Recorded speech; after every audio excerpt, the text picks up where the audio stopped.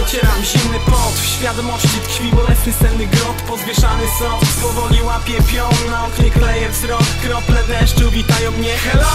Pada już 6. dzień non stop. Niebieskie oczy, poskręcane włosy, kości po pieściu prąd. To przestaje być zabawne, z kwaśną miną parzę kawę, plany poplątane. Dziś najchętniej zostałbym w piżamie albo last minute na Tasmanie. Myślenie wybujało, jakbym mieszkał w godnym Europy państwie. Nikłe szanse, byś nie mówił bujno masz fantazję. Chyba zaraz nad tą kawą zacnę. Wszystko na źle, pada strasznie minus hajsem, brak nadziei na normalną pannę. Muszę zwodzić kurwę albo okłamywać Francję. Dziś nic nie jest jasne i poważne.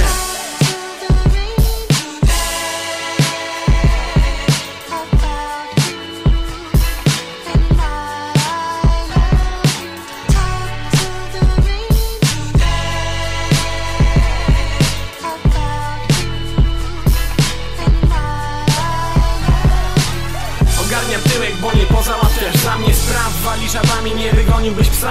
Naturalne spa, lekka mgła, deszczowa kurtyna. Tramwaj ślizga się po szynach, ludzie pod parasolami albo w pelerynach. Coraz bardziej zacina, go nie przed siebie jak przecinak. Co za klimat, nachalna dziewczyna po raz kolejny podbija pod pretekstem kina. Chyba szuka w dupę klina. Staram się być miły, lecz wybuchnę słowo jeszcze. Chwila, nawijasz o wariatce koleżance i jak bardzo pragniesz piwa. Lekka kpina, przytakując nic się więcej nie odzywam. Wyłączam telefon, w sklepie patrzą na mnie, jakbym się napukał fetą.